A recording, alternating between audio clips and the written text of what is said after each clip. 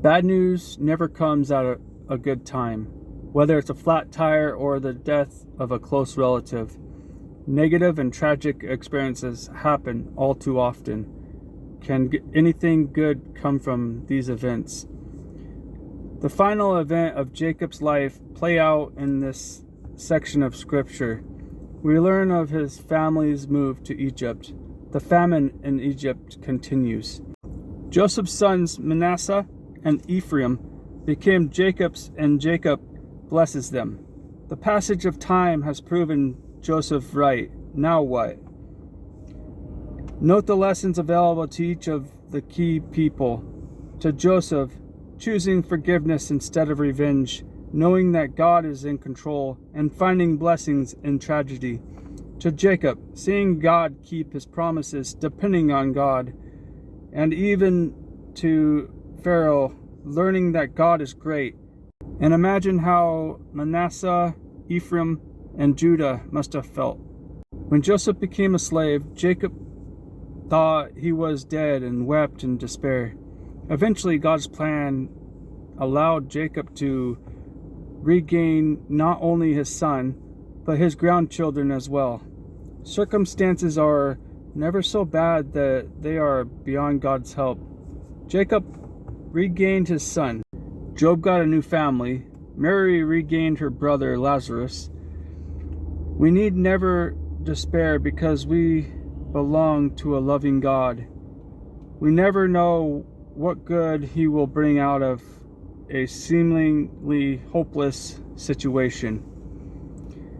God brought good from many bad circumstances in Joseph's life. His brother's evil deed, Potiphar's wife's fake accusations, the cupbearer's neglect, and 7 years of famine. The experiences in Joseph's life taught him that God brings good from evil for those who trust in him. What difficult circumstances are you enduring? Do you trust God enough to wait patiently for him to bring good out of bad situations? You can trust him because, as Joseph learned, God can overrule people's evil intentions to bring about his intended results. I'm going to be reading Genesis chapter 46, verse 1.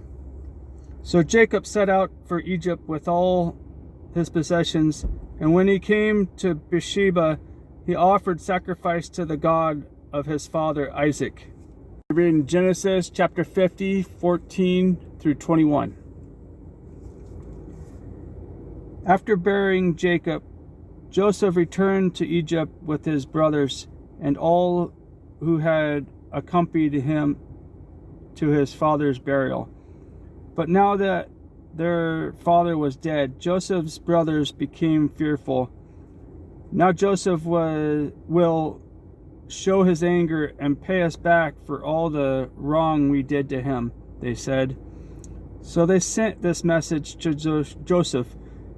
Before your father died, he instructed us to say to you, please forgive your brothers for the great wrong they did to you, for their sin in treating you so cruelly.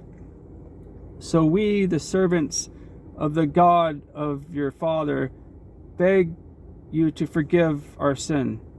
When Joseph received the message, he broke down and wept. Then his brothers came and threw themselves down before Joseph. Look, we are your slaves, they said. But Joseph replied, don't be afraid of me. Am I God that I can punish you? You intended to harm me, but God intended it all for good. He brought me to this position so I could save the lives of many people. No, don't be afraid. I will continue to take care of you and your children. So he reassured them by speaking kindly to them. I'm going to be reading Genesis chapter 50, verse 26. So Joseph died at the age of 110. The Egyptians embalmed him, and his body was placed in a coffin in Egypt.